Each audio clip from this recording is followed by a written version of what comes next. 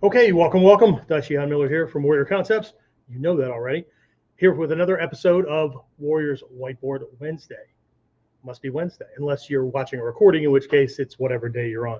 Anyway, all right, so today we're going to be taking a look at this idea of mastering the legs. And I'll give you more context about that. But what we're really going to be doing is going beyond just this general term of footwork and not getting stuck in the footwork. Legs are for footwork and for kicking, whatever the hell those two things mean. I know, right? People have their idea of these things, but what we're really looking at doing is isolating this so we can maximize advantage and skill proficiency, right? Because what's that line from the Bible, right? The wages of sin are death. Okay, that doesn't mean you get paid to die.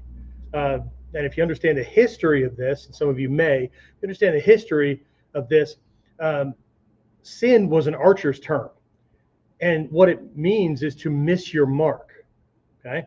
So if you put this in the context of an archer, right, or anybody in combat, right, the more often you miss your mark, the greater your chances of dying and not surviving. Okay. So we're going to try to make sure that these things don't happen, right? Okay, so during this episode, we're going to be taking a look at what the past masters called Sokuho no Budo. Sokuho no Budo, okay? Sokuho no Budo, where's my marker here, okay? Means martial arts of the legs. Oops. Martial arts of the legs. Okay, so they didn't just look at this idea of footwork, right? There were a lot of things included in this, and they looked at everything that could be done with the legs, to the legs. It's a science, right? As a matter of fact, in the Gyokko the Gyokko school, if you've been following Kuden, between Kuden and some of these things, I've been mentioning some of these aspects of the Gyokko Kihon Happo. And I don't mean the 8 physical techniques that most people in Bujinkan needed to know or think they know or whatever, right? These were extra things that were kind of pulled out of the scrolls, highlighted for Hatsumi Sensei and given to him by Takama Sensei, okay? So we're going to be mentioning a couple of them along the way, but one of these, right? So in the Gyokko this is called Ho-Ho, right? Not the same as Santa's laugh, all right? Ho-Ho means, generally speaking, because a lot of these things, we'd be defining this thing all day. Rules for just using the legs. I'm just going to paraphrase this, right? But it's rules for and the science of maximizing your ability with these things that you have with you all the time, I'm assuming, carrying around the rest of you, okay? And so, again, we're going to be going beyond simple words and general perceptions to see what most people either miss because they don't know what to look for, or they haven't even thought about it, or they ignore. It's been pointed out or whatever, but you know, everybody knows how to fight, Sensei, so I just do what everybody else does. How effective is that? Well, it's as effective as everybody else. Well, that doesn't really give us an advantage then, does it? Okay, if we fight like everybody else, then chances are every opponent that we go up against is going to know what we're doing because they do that. And since they do that, then they know what to look for and they know how to jam it up, right? So now what you have is a damn contest, okay? Survival is not a contest, okay? Trust me, if you're going down in an airplane or your boat sinking or whatever, it's not a contest between you and the ship or you and the plane or whatever, okay? So anyway, the idea here is that everything matters. This is something that actually comes from our Mikyo training. No thing doesn't matter, right? Everything gets attention, right? And the more things we know, in Sanskrit, this thing is called a dharma, right? If you're in my training with me on that side, you'll hear me, if I'm talking about universal truth, then we use the word dharma. Well, how's that not the same? Well, it doesn't translate well into English, but we have lots of words that are the same. They sound the same, but they mean something different as well. Excuse me. But if I'm talking about universal truth, I'll capitalize the word Dharma, just capital D, then H-A-R-M-A. This thing, this aspect of a movement, of a bigger thing, whatever, right? Like the hand or the little dial mechanism here on my watch. It's a part of the watch, but if the watch isn't working, it may be this, it may be something else. It may be a gear on the inside. This thing is made up of a bunch of little things, right, that all contribute to this thing that we just conventionally call a watch. Okay, so if I'm writing that or I'm discussing that, just out loud, I'll even say, okay, what I'm talking about is little d Dharma, okay, which means thing. And then when we have a moment, we have one of those aha moments because we caught a piece of information. I don't know if you've been following along with these things, if there's anything I've taught on in any of these episodes where you learned something new, you had an aha moment, whatever. In Sanskrit, that's called a bindu, right? A bindu, what the hell is that, right? Well, it's not a hairdo on a bean. It's, anyway, right? So it's one of these things that did it for you, right? Woke you up, gave you this new piece of information, and now you're never going to be the same, right? You're able to operate differently, see differently, think differently, all that kind of stuff, right? I've been using this phrase here in the last 2 weeks because I have a program coming up where we're really going to dive into this Mikyo stuff, psychological self-defense, those kind of things. And I keep trying to explain to people that this is not about just jumping onto another training. It's not about doing another style. It's not about doing differently. It's about being different. Okay? This is transformation. This is not amassing skills or knowledge so I could get a piece of paper or a belt or whatever, and then, right, still don't know if I'm going to be able to save my life in an actual situation. I do. But anyway, right? So everything matters. But first, let's look at the reality of life for human beings. And this is one of the earliest lessons that I got in this art when we started talking about this idea of taijutsu, right? Taijutsu. Tai, body. Jutsu can be translated as art, skills, methods, whatever, okay? So methods, skills, whatever, of using the body, okay? But to make sure that we didn't get fixated on this as being like something special, right? Just the word, taijutsu, right? Every sport, every activity, every movement kind of thing, whether it's a swimmer or a mountain climber, whatever, right? Everyone, even everyday human beings, right? But let's stick to sport, martial arts styles, whatever. They all have their unique form of taijutsu, their unique combination of skills and methods for efficiently and effectively using the body to accomplish the goal that they're set out for, okay? Which is why we say Ninpo Taijutsu or Budo Taijutsu, and they're not equally interchangeable, okay? So that's for a different lesson. Anyway, right? So even everyday human beings, right? The way somebody has grown up, the way they've moved, the way they have whatever culture they were in, they might have what I call cultural walking, whatever, right? It could be cowboy-ish, it could be thug-ish, it could be what's up, it could be lazy-ish, it could whatever, right? But then their legs will have grown to match that kind of thing. There's all kinds of things that go on, right? So again, every movement-based thing has this, right? But I'm going to talk about how that leg thing matters here in a minute. And this isn't in a chronological order. I'm going to be jumping around all over the place. But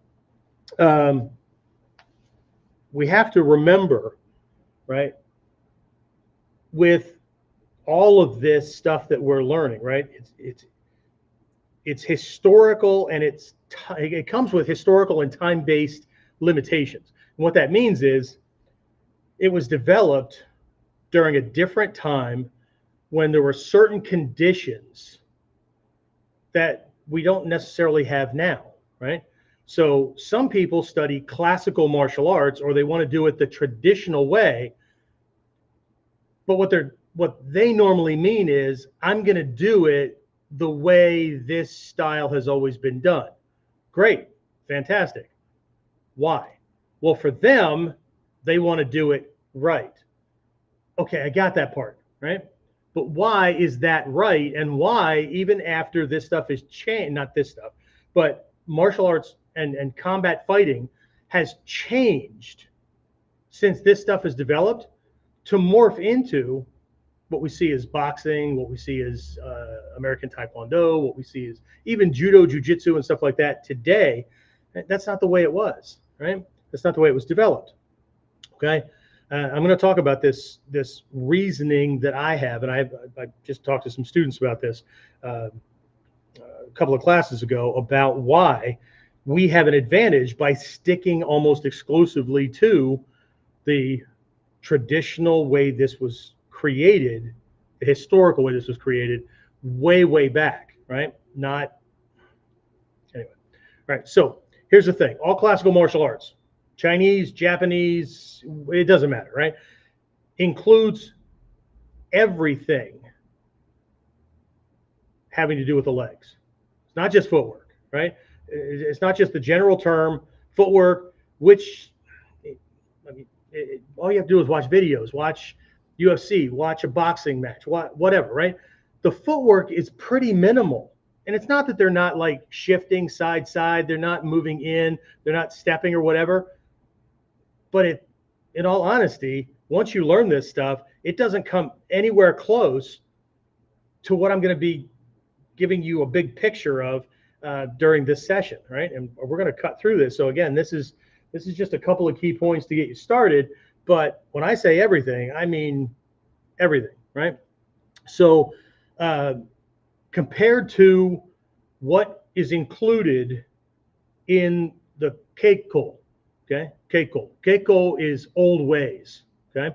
So it's one of the reasons why your uniform, right? The Japanese would never just call it a gi, right? It's a dogi, right? It's clothing for the dojo, or it's a Gyokko gi, which is clothing for studying the old ways. It's never just a gi. Everybody wears a gi that wears a uniform. Firefighters have firefighter gi. Police officers have police officer gi, right? And again, it's right. So we don't want to miss this stuff, right? So let's start with this. Based on the way this stuff was developed, the footwork, the way of using the legs, this sokuho no budo, right, has to extend to all things and not be compartmentalized. And here's what I mean, okay? Our footwork needs to be such that it takes into account sword, spear, billiard cues, firearms, whatever, without having to change up. Here's my experience when I first started coming up through the martial arts. And again, I thought it was normal, but I guess I learned something different. I'm not going to use the word better because I don't know who's watching, and I don't want to actually put up a trigger warning on the damn thing because people seem to need those these days. Anyway, and they want to be warriors too. So that makes no fucking sense. Anyway, so when I came up through the art, we started with unarmed stuff. And so the footwork, the posturing, that kind of stuff, the way the body was moved looked a very specific way. And then we maybe started working with long staff, or we started working with a sword, boken, or nunchucks, or nunchaku is the correct word, but I try to speak to listen, right? So nunchaku, whatever, right? And then, like, everything changed. The stance changed, and not just to adapt to the weapon, because our stuff changes to adapt to the weapon, but profiling doesn't change, position of the feet don't change, right? So it's very different, right? So we need a footwork or a type of footwork that can be extended to all weapons, okay? Whatever they are, flexible, whatever, okay? So here's that story I was going to tell you. A couple of classes ago, I was talking to students about footwork, body angling, weapons started to come into play and whatnot. And so I did a quick history lesson, right? And so our stuff was developed during a period in Japanese history called the Sengoku Jidai Warring States period, okay? Everything is a Jidai. that Sengoku is the thing, right? And then it was followed by Edo and a bunch, all the way up to modern times. Okay, so beginning in the Edo period,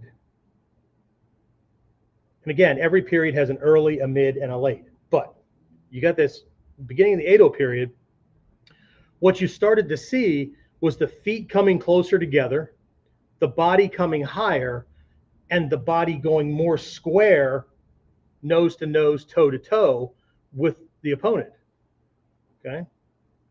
People don't, well, things change, Sensei. Yeah, but what changed to motivate that? Because in Japanese history, leading up to and into the Sengoku Jidai Warring States period, because I'm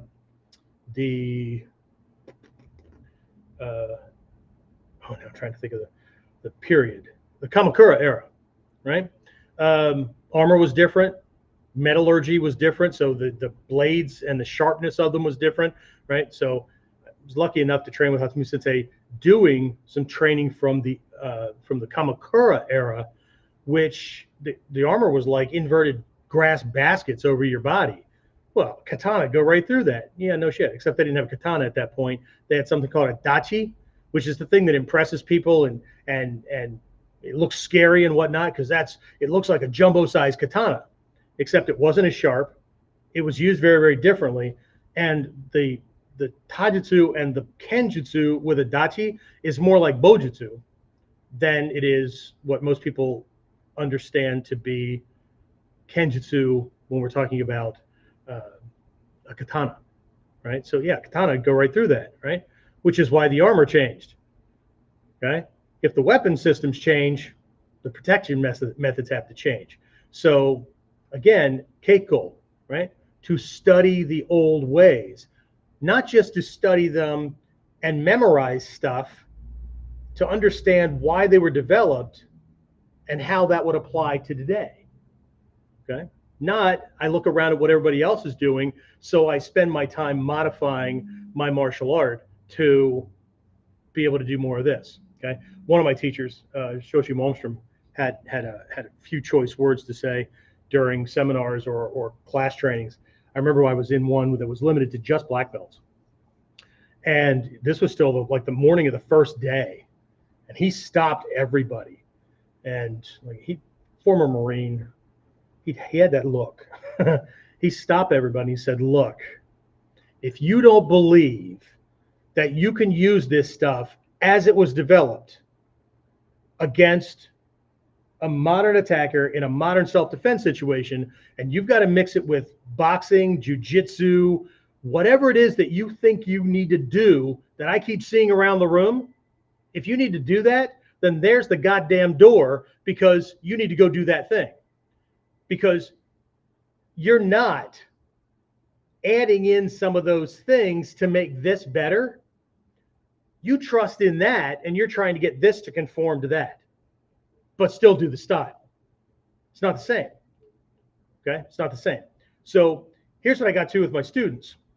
What the big thing that changed coming out of the Sengoku Jidai Warring States period into the Edo period, oh man, things were really changing late. And then all these eras, all the way up to today, you keep saying this change, but what happened initially was the regimentation of Japanese society by the Tokugawa shogunate. They regimented everything, and they limited who could carry weapons. So weapons in the Sengoku Jidai Warring States period and before that, everybody was carrying something sharp. Fights were typically going to beat the shit out of you and kill you or whatever. What the hell is happening with my screen? Sorry about that. I'm not sure what's going on this end. All right, my internet's working, right?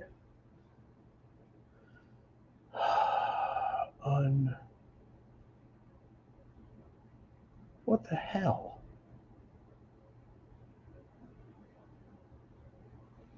I know you see me make faces. I hope you can hear me. What the hell?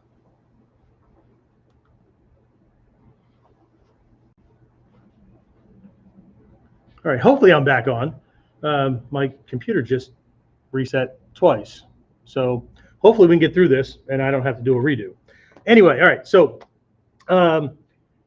So the big thing was weapons, right? So this profiling, the way the kamae are positioned, those kind of things are all based on, if you miss your mark, if you sin, a part of your body is going to fall off, okay? Because you were dealing with weapons. So the taijutsu, it applies to unarmed, but it was designed based on weapons and having to deal with that kind of thing, right? So here's the benefit that I explain to students in today's world. Just like it's easier for a civilized person to act like a thug or a barbarian, all they have to do is ape it. All they have to do is mimic it, right? It's easier for a civilized person to act like a barbarian than it is for a barbarian to act like a civilized person. Just like that's true, it's easier for us to deal with weapons should they come into play and not have to modify our taijutsu. It's easier for us to do that because weapons allow us to do unarmed. Unarmed should be easier than it is for somebody who does this kind of thing, always unarmed, and then a blade or a long staff or a pull cue or whatever comes out, and they've got to adapt to something that better fits a weapon scenario, even with firearms, right? I've seen people do this. I never teach my students to do that unless they're wearing body armor, because I want to maximize the effectiveness of the body armor. But if we're not wearing body armor, then I want to get as much flesh and meat and as narrow a profile against incoming rounds as possible. See, strategic and tactical thinking, not, well, that's what Uncle Bob taught me. I don't give a shit what Uncle Bob taught you. Okay? More target surface pointing at that. Okay? So the benefit of doing the classical thing is not an arbitrary choice. It's not, well, I want to do the traditional stuff. I don't want to do, like, I don't want it modified for modern things. Well, it's automatically going to be modified for modern things, but not in the way most people try to do it, right? We don't go from here to suddenly doing it where we're bouncing around because Ichimonji is too slow. No, the way you do Ichimonji is too slow, right? If you feel the need to modify it because it doesn't feel like it's fast enough, smooth enough, or whatever, it's not the art. The art survived how long? Coming up on 2,000 years, well, closer to 3,000 if we follow back the Silk Road into India, right? So it's not the art, okay? Anyway, all right, let's keep going. I'll get off my my pedestal here, right? So this extends from walking to kicking to every other way that you can use your legs. And we're going to talk about 4 of these today, right? But again, quick reminder, like, subscribe, you know the deal, right? Anyway, so extends from walking to kicking to every other way that you can use your body or use your legs, I'm sorry. And if we combine it with a couple of the other of the Gyokko Happo, right? These Kihon Happo, Ganho, which is the method for using the eyes, which also includes insight, foresight, that kind of thing. And we include it with Seishin, understanding and knowledge, because we've done our research, right? We understand the enemy or potential attackers as much as we understand our own art, right? That way we can match them up properly, right? And we're not just doing shit because it's our favorite, right? Maybe not, I don't know. Anyway, right? So if we combine this observational skill and understanding, then we can apply that and know a lot about a person just by looking at their legs and the way they walk, the way they move, okay? Because certain injuries are going to create things, and the compensation doesn't always go away. It becomes a new habitual movement, all kinds of things, right? So the legs, the knees could be bowed out. They could be turned in. The feet could be flared out. They could be turned in. All of these things, they all matter, okay? There's also, there's a saying in Japanese. I'm not going to do the Japanese for you, but there's a saying that to understand someone's walking or to understand their legs, right? You can understand a lot about them on the inside. right? What has to be happening with their balance, their weight transition, their personality, those kind of things, right? And there's different ways of carrying things, right? Some people kind of pitch forward and they walk out on the balls of the feet and the toes, right? Got this little bebop kind of thing going on, or they wear heels or whatever, right? Some people rock back and the foot goes, right? And they got this cowboy swagger kind of thing. Some people got some other stuff going on, right? But to be able to see that and to understand what goes on the inside already tells you how you can take them. Already tells you what's going on with their ego, all kinds of things. Okay. All right. So we're going to divide this stuff up, this knowledge of the legs, right, into 4 parts. Right. I'm just going to give you 4 parts of study. There's some other ones, some subsets that we could spin out to. We're just going to look at 4. Okay. Quickly. First one is understanding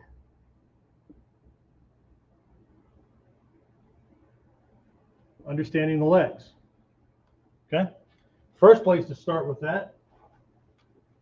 You guys may see these things off in the corner every once in a while, right? It's having a Gray's Anatomy or some kind of really good anatomy book where you can understand the structure of the legs. Okay. We're going to talk about this a little bit, right? I even made a leg kind of picture, right? I used to be an artist. I don't practice drawing anymore. So understanding the legs, right? Second thing is walking.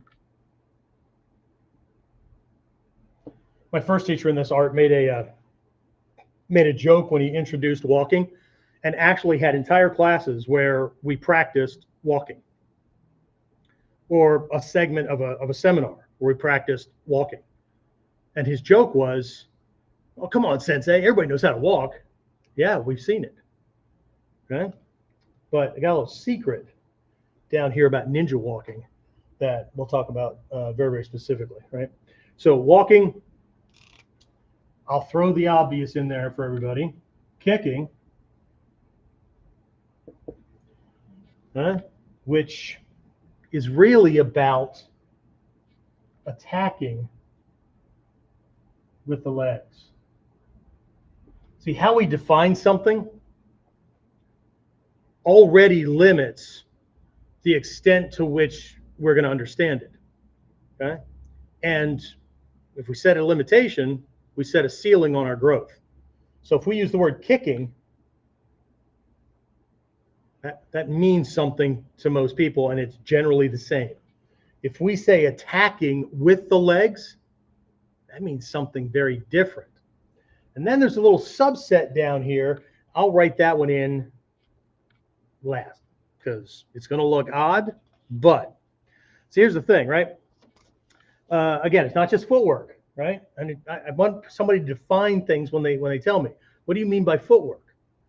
Okay, because when I talk about footwork, I'm not just talking about moving around on the floor and how I dance or how I shift. I'm talking about how I move my legs from point A to point B, what I do with my legs against his body parts, how I can attack, how I can defend, how I can hide, right? In the Togakureru Ninpo book that came out a long, long time ago, it's become known as the Shidoshi, or the teacher's scroll, or the Tenchi-jin Ryaku no Maki, right? The book of heaven, earth, and mankind, right? So in the Chi Ryaku no Maki, right, in the middle section, Hatsumi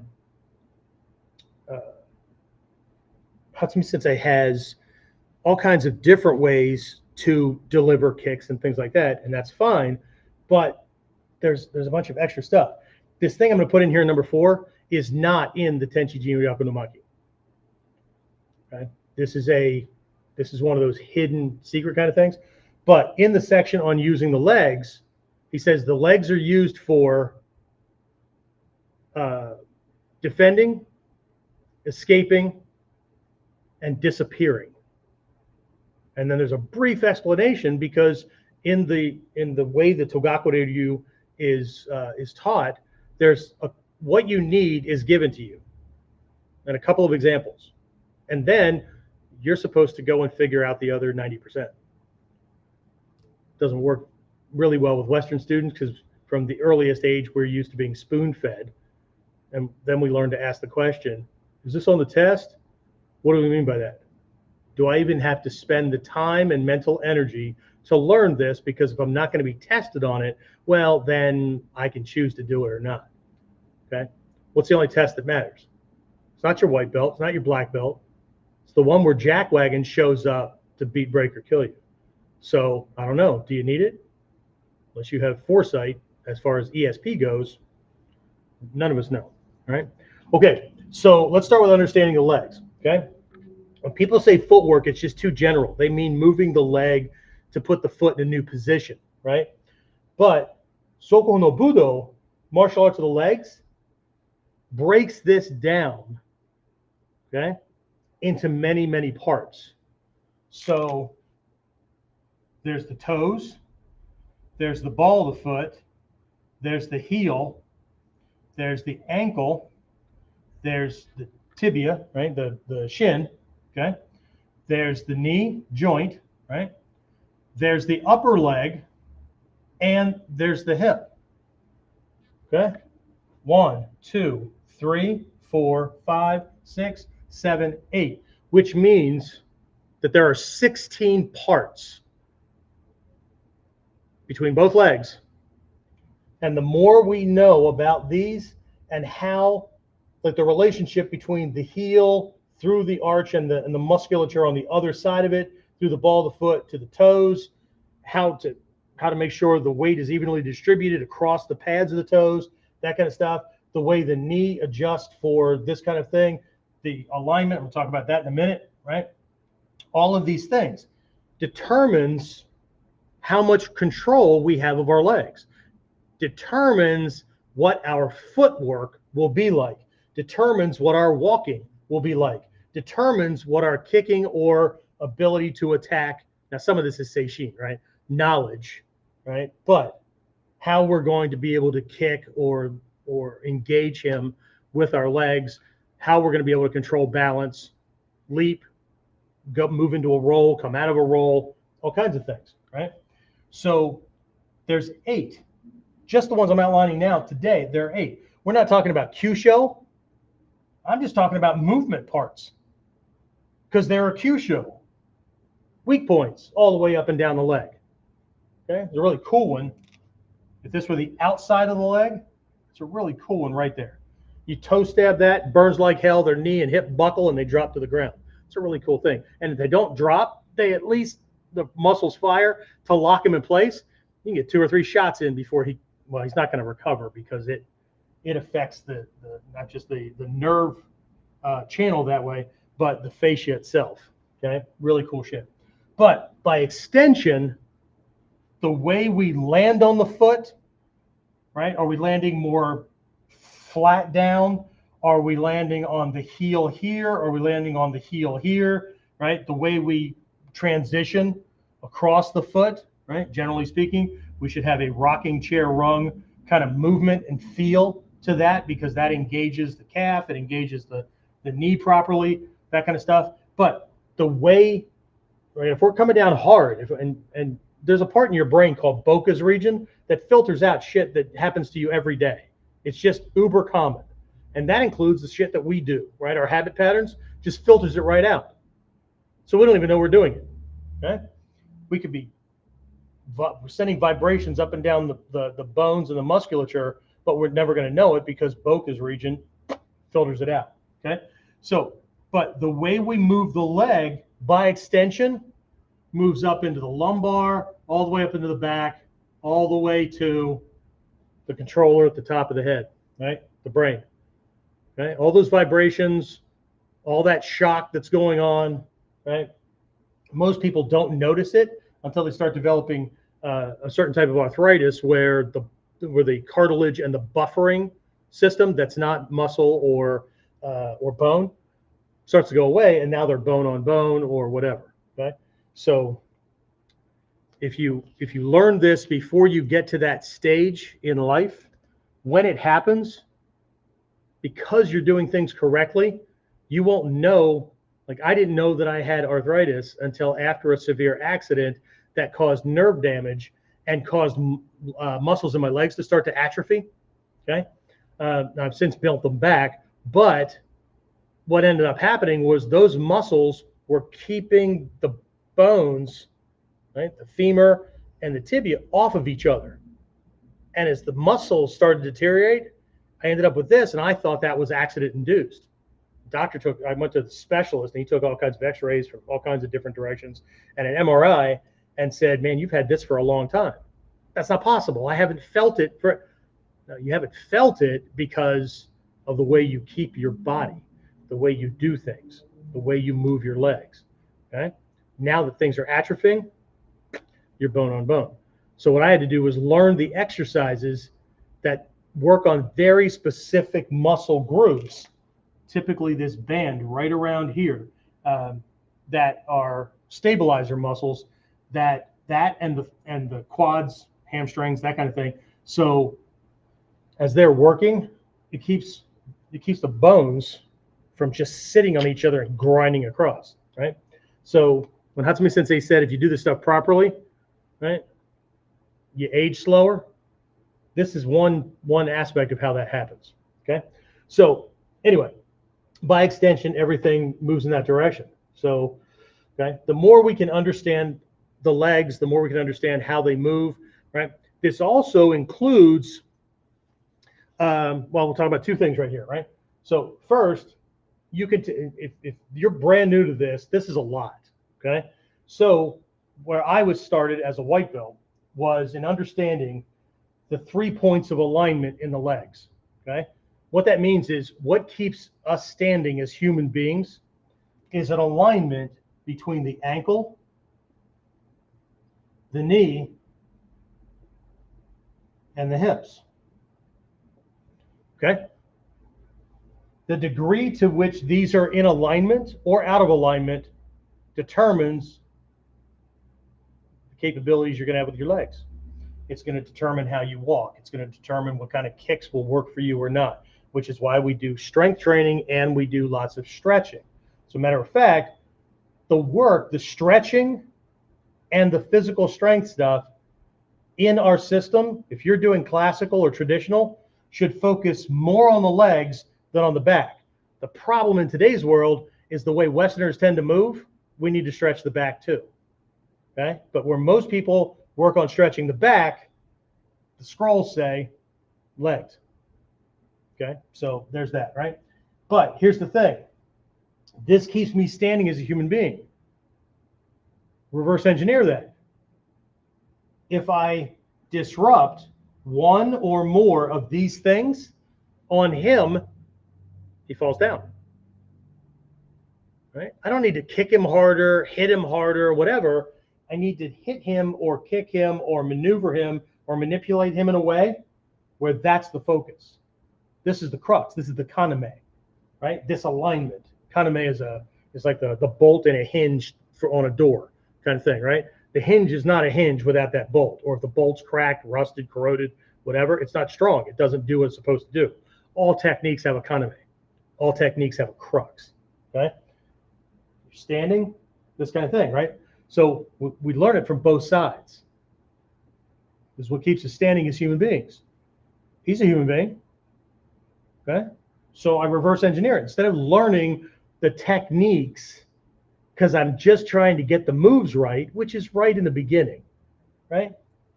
I need to understand the kotsu, the essential nature of the technique. What is that technique doing to him?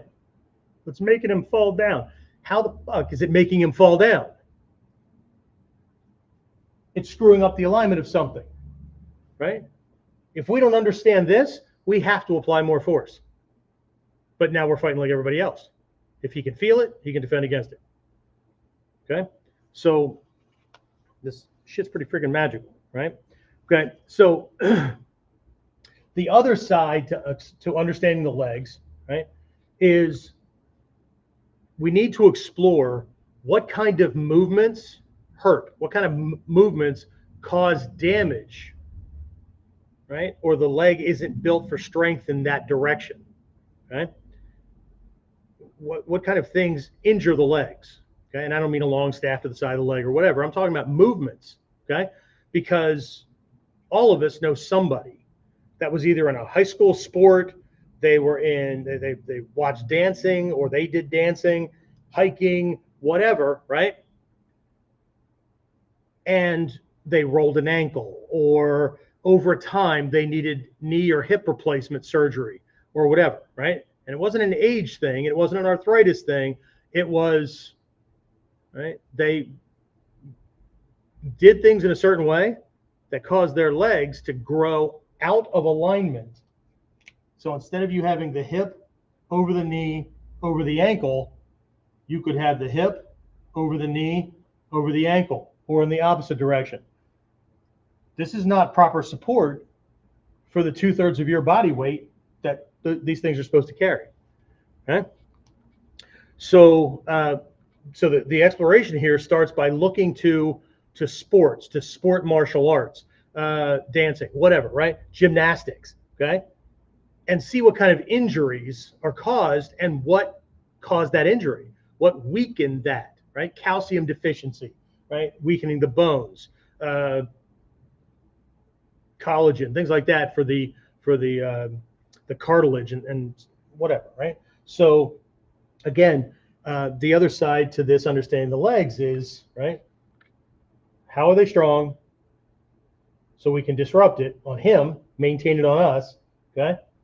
We can we understand this, and then we look in the mirror, okay? And whatever you have to do, strength training wise, to certain muscle pockets, avoiding the things that make everything strong, because you need to stop working certain muscles so you can get the other muscles to catch up to bring things back into alignment. Sometimes exercise does that. Sometimes stretching does that. Breathing affects the whole body, right? So we can't forget that, right? But we need to know what that alignment's supposed to be like. You don't have to be a doctor.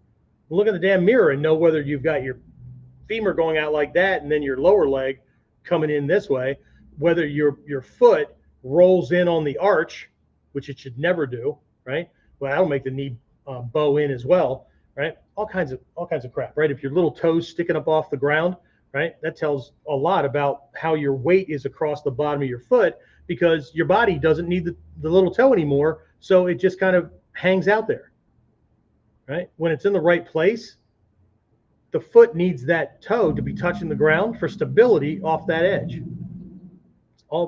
It's all important. Nothing doesn't matter. Okay. Anyway, all right. So, what do we have here? So let's see. Walking, very, very quickly. All right. Walking. So, walking is an understanding how to carry the body where it maintains balance. Okay.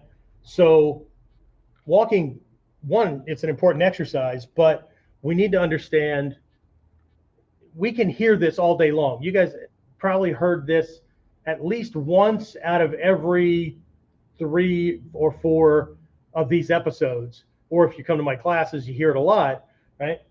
That taijutsu, 90% of your taijutsu comes from your hips down, right? 90%. Well, that makes sense, Sensei. Okay. Footwork. Yeah. But 70%, so I only trimmed off 20. 70% come from your knees down. And when I say knees down, I mean all of this. All of it. Okay? It's proactively moving. Okay? So our shoes affect this. It just makes it habitual, right? Depending on how much support you have, whether you have strong arch supports. I need the arch supports, man, or my ankles hurt. Well, your ankles hurt because you're not firing muscles along a band on the outside of your leg down to this that keeps the weight over toward the side edge of the foot, instead of from the flat of the heel. We've all seen footprints, right? Drawings of footprints. Okay, we've all seen them. Yeah. So your weight distribution when you're standing should be this way. Never over here. Never. When you're walking, there's kind of this arcing kind of movement to the foot so that you can stay this way. Okay? Really, really important stuff. Okay? Walking, again, 70%, and our walking movement comes from the ground up, not what most people do, where they pitch, or they pitch, or they pitch. Right? Boca's region filters out all that pitching. Otherwise, you'd see the world wobbling. Okay? So we walk this way, not where the shoulders pitch and the foot and the leg move under it to catch it. Doesn't work that way.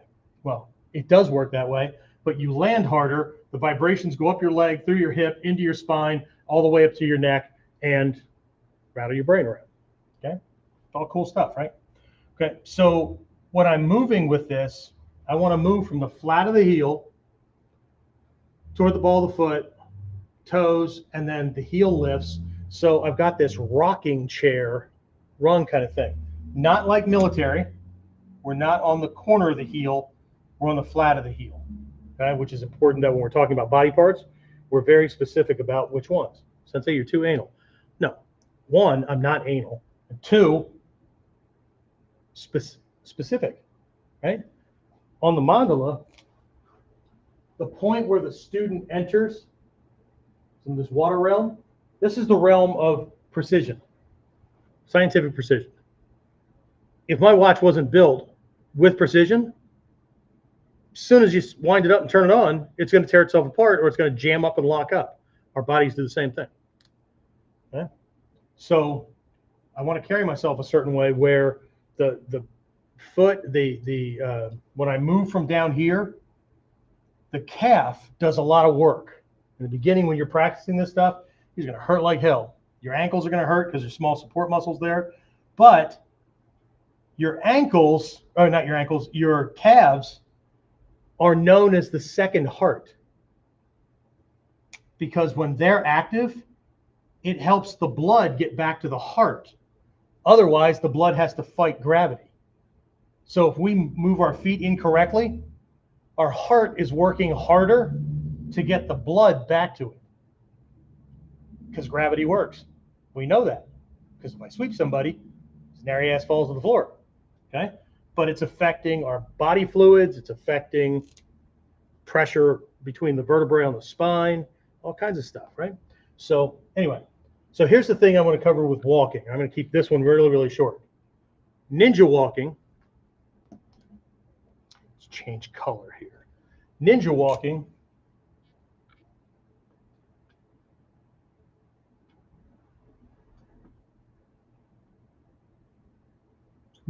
is stealth walking. If when you're studying walking, if you can study from the perspective of stealth, how do I move, maintaining as much balance as possible, placing the feet, right? What you can't see on here is that I've turned my foot, that I'm moving the leg forward, right? As if I'm doing one of these kakushigeri kicks, right? But I'm turning the foot, toes pointing that way. So when I transition my weight, I did that by moving my knee forward to bring the bottom of the foot down. And as that comes down, we've got a walking video somewhere. I think it's on YouTube. It's on my channel, right? There's a whole series on it. When you put the foot down, this is a Yokoruki thing. If you put the foot down of the one that's sideways, the back one that's vertical that you're standing on, as this goes down, the back heel came up because I transitioned the weight to this leg. But because I'm continuing to talk this way, I kept my body in a certain way. I moved this way. This foot's now sideways. It's pointing on the exact angle that I want to be on when I take that other foot off the ground and just let my body unwind itself. So now I'm not going to be grating on the floor. I'm not going to be doing things where the bottom of the sole of my shoe snags on something on the ground, slides out from under me, or whatever, right?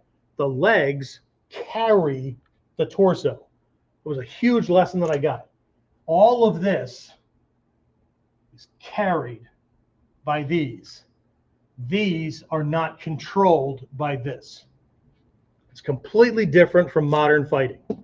Modern fighting, they're up here and their body's always in a position where posterior muscles, the muscles along the back of the body, are firing to keep them from falling over, and their weight's out on the toes, ball of the feet and the toes. Okay?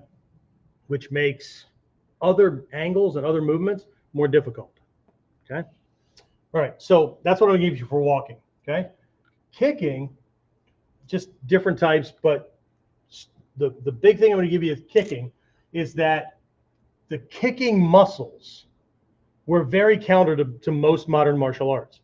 Most modern martial arts who use kicking use the body for distance and the leg for power.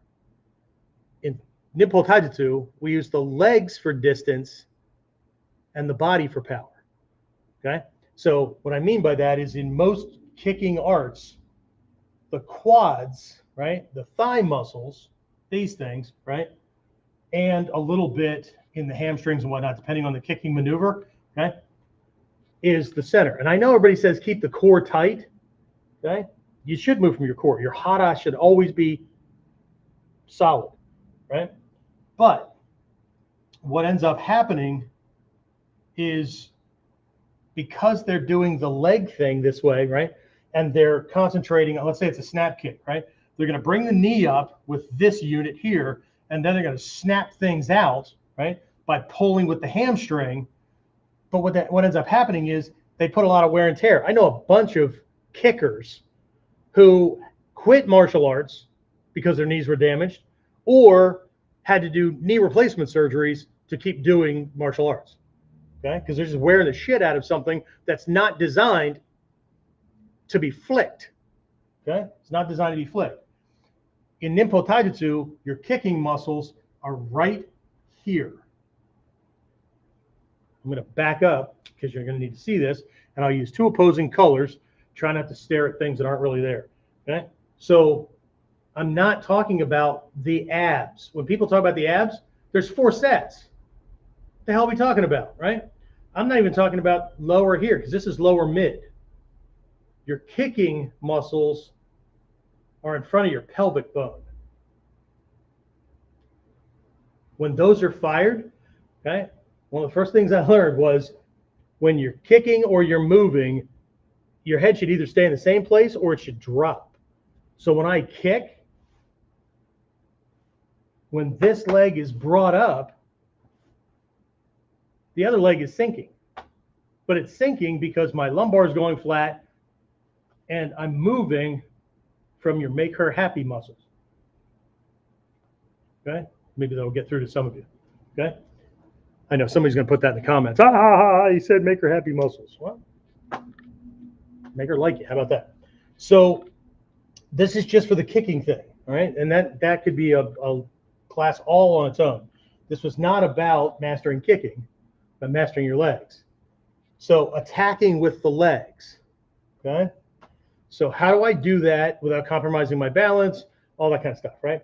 Again, whole thing with regards to kicking, what I want to do is branch off of this into a hidden aspect of using the legs. And I'm going to change color here, right? This is known as sometimes shuho no ashi. The hand in the leg. The hand in the leg, okay? Because a lot of the stuff that I covered here is mimicked up here. The hands are shaped differently, so we can do different things than we can with the feet. They're more limited, but anything, and find the limitations, but most things that I can do with my arms, I can do with my legs, okay? This doesn't just mean that I can strike, I can slam, so that's a shin kick, right? Hit this way, so that's a ball of the foot kick. This, so that's a toe stab. Okay. Hopefully we've been able to see the connections between these because they're not often pointed out. Okay. But shuho no ashi or shu no ashi, right? The hand and the leg. also points to anything that you can do to his arms with your arms. Mushadori, Onikudaki, Gyakute, right? Knock this guy to the ground and his foot ends up in your hand. You can do Hongyaku, Uragyaku, Takeori, Omote Gyaku, right? You can do those things. You can do the sometimes called Kubikudaki. What the hell is this called? Kogarosh, Oyagorosh, right? Crushing the parrot, right? But what you're doing is folding a joint in and on itself. So you're not doing hyperextension, you're doing hyperflexion, right? You can do that to the leg. But anything that you can do with the arms to his arms, you can do with your arms to his legs, but you can also do with your legs to his legs and your legs to his arms. We're not just symmetrical this way, we're also symmetrical this way. Okay? So this is a huge thing, right? But understanding, I mean, it all starts with understanding how the legs work, and the more parts you can understand, the better all of this stuff is going to be. The more options you have, the more capabilities you have, right? The harder it is for him to damage you, the easier it is for you to drop him. What else? I think that's what we're here for, right? Okay. So anyway, all right. So just a quick cover up, right? Martial arts of the legs. In the Gyokko to use Kihon Happo, this is the ho rules for the legs. There's also shuho, which is use of hands and arms, right? All kinds of stuff, right? Shimpo. 3 points of alignment, just to break all the stuff down. I broke this into 8 areas, so between the 2 legs, minimum 16 movement parts, right? Before we start talking about lumbar and the rest of the torso, right? So the more of those you know, the more of those you have control of, more powerful things are going to be. But just to get you started, right? 3 points of alignment for balance.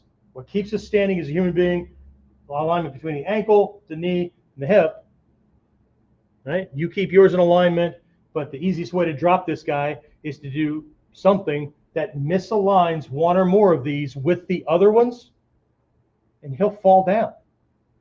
His body can't support him. So start looking at your techniques where there's leg attacks or attacks with the legs, and see what's happening. Okay, see what's happening. Even Uke Nagash rotates him, right? Brings him up on the side edge of his foot. Arch comes up, right? But now his ankle is not in alignment with his knee, and his knee, because it's turned out, isn't in alignment with his hip. Okay, so now, right, this includes sweeping as well, and we don't always just like sweep like martial, like striking sweeps. Okay, we also have pulling and pushing sweeps. So my foot may be up against his foot, and I just contract my adductor muscle, do a yokoruki movement, because he's already off. So I just keep on going, right? Or I move it in the other direction. Okay, so very, very cool stuff. All right, 4 parts of study, again, just to get you started: understanding the legs, understanding walking, kicking, or just generally attacking with the legs. And then there's this hidden aspect, right? The hand in the leg, the hands in the legs, okay? Being able to use, understanding the connection and the similarities, right? We have a ball and socket joint, that's the hip. We have a hinge joint, that's the knee. We have a universal joint, that's the ankle, right? Plugs in the body, middle of the unit, connects to the operational piece, right? Guess what? Ball and socket joint, hinge joint, universal joint, okay? So we have all those, but we also have the whatever I can do with my arm to his arm, hands to his hands, I can do with my arms and hands to his legs or feet, and I can do to his arms with my legs and to his legs with my legs. So if I'm on the ground, I'm not just looking to pin this guy the way everybody else does it. Okay? I'm looking to apply like a musha dori or a muso dori or whatever. So chances of him having experienced that before, and that's the goal. That's the goal. in every area of training. Increase your options and increase your knowledge, so the chances of him throwing something that you've never seen gets as small as possible. But the chances of him having dealt with or having a defense for something you throw also gets as small as possible. So you should be doing more things that he's never seen and has to figure out on the fly under pressure.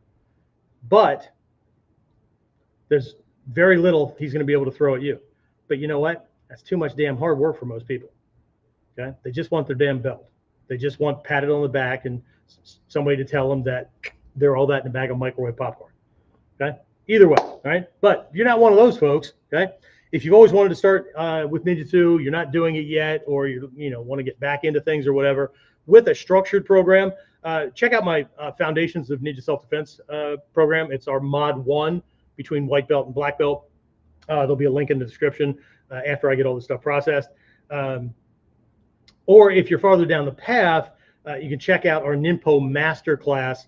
That's actually Zoom calls, Zoom sessions twice a week directly from the black belt and Shinobi Kai classes right here at the dojo. So Friday classes leapfrog off of this. So if you just want to do a la carte, just go to this Friday virtual training link right there. You can sign up for the Friday class where we're going to be doing a whole bunch of shit with the legs, right? A lot of the stuff that I've been talking about, especially we're going to be really focusing down here, okay?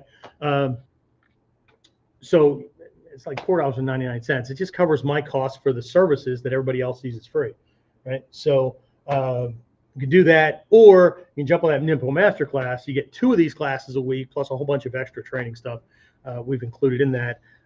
You get a coaching call with my Inner Circle guys Tuesdays, all kinds of stuff with it, right? So anyway, that's what I have. Hopefully something in here helped move you forward. Well, I hope so. We're at the end and you're still with me. So if you got nothing out of this, then either you're one bored individual, you got nothing better to do, you're avoiding the spouse or the boss, or I don't know, shit, you could have fallen asleep. Either way, I guess you'll see something else when you wake up. That's it. For everybody else, right, that's going to stick with this, I will see you at least, right, next Wednesday on our next episode of Warriors Whiteboard Wednesday. See you guys.